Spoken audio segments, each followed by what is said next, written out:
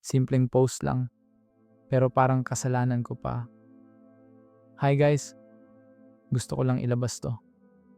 Kahapon, sobrang saya ako kasi may mini celebration kami. Na-promote ako sa work, kaya nag-post ako sa Facebook story. Bihira lang naman ako mag-post. Like once every 1 to 2 months lang. Pero nagalit yung asawa ko. Sabi niya, feeling main character ka na naman. Nagulat ako kasi wala naman akong masamang intensyon. Celebration lang yun. Hanggang sa humaba na yung usapan. Sabi niya, gusto na daw niya akong patayin o patayin niya sarili niya. Doon ako natulala. Lahat nagsimula lang sa simpleng post.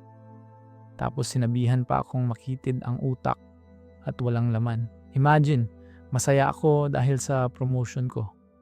Pero natapos akong feeling depressed at worthless. Wala naman kaming cheating issues. Pero sobrang suspicious niya sa akin. Hindi ako makagala mag-isa.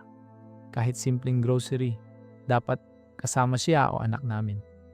Nakakapagod pala. Minsan iniisip ko, normal pa ba to?